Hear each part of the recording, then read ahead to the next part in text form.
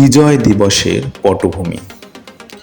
1971 সালে 9 মাস রক্তক্ষয়ী যুদ্ধের পর পাকিস্তানি বাহিনী এই দিনে যৌথ বাহিনীর কাছে আত্মসমর্পণ করতে বাধ্য হয়েছিল। সেদিন ঢাকার কেন্দ্রস্থলে রেসকোর্স ময়দানে পাকিস্তানের পক্ষে আত্মসমর্পণ দলিলে স্বাক্ষর করেন জেনারেল আমির আবদুল্লাহ খান নিয়াজি।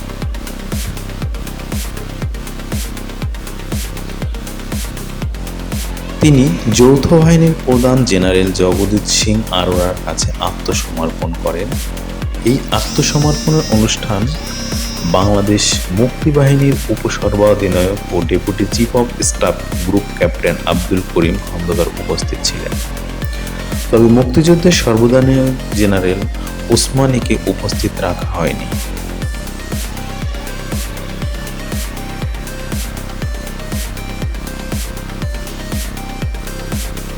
অনেকের ভাষ্যমতে ভারত সরকারের বাধার কারণে জেনারেল ওসমানী আত্মসমর্পণ অনুষ্ঠানে উপস্থিত ছিলেন না।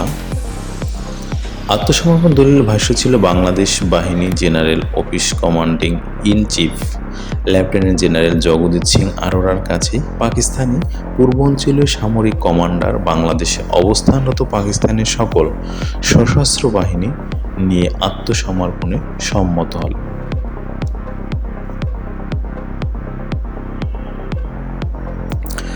পাকিস্তানের সেনা, নৌ ও বিমান বাহিনী সহ সব আধাসামরিক ও বেসামরিক সশস্ত্র বাহিনীর ক্ষেত্রে এই আত্মসমর্পণ প্রযোজ্য হবে। এই বাহিনীগুলো যে যেখানে আছে সেখান থেকে লেফটেন্যান্ট জেনারেল জগজিৎ সিং আরোরার কর্তৃত্বাধীন নিয়মনীতি সবচেয়ে নিকটস্থ সেনাদের কাছে অস্ত্র সমর্পণ ও আত্মসমর্পণ করবে।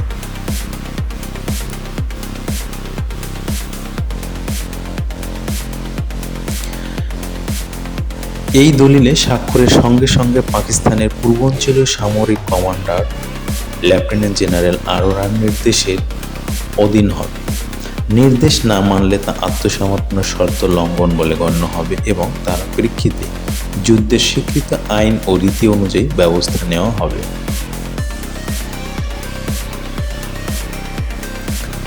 আত্মসমর্পণের শর্তাবলী, অর্থ অথবা ব্যাখ্যা নিয়ে কোনো সংশয় দেখা দিলে লেফটেন্যান্ট জেনারেল জগজিৎ সিং আরোরার সিদ্ধান্তই হবে চূড়ান্ত। লেফটেন্যান্ট জেনারেল জগজিৎ সিং আরোরা আত্মসমর্পণকারী সেনাদের জেনেভা কনভেনশন বিধি অনুযায়ী প্রাপ্য মর্যাদা ও সম্মান দেওয়ার প্রত্যয় ঘোষণা করেছেন।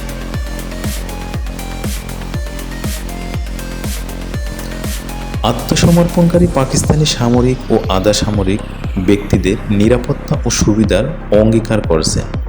লেফটেন্যান্ট জেনারেল জগজিৎ সিং আরোরার অধীনে বাহিনীগুলোর মাধ্যমে বিদেশি নাগরিক, সংখ্যালঘু, জাতিসত্তা ও জন্মসূত্রে পশ্চিম পাকিস্তানি ব্যক্তিদের সুরক্ষাও দেওয়া হবে।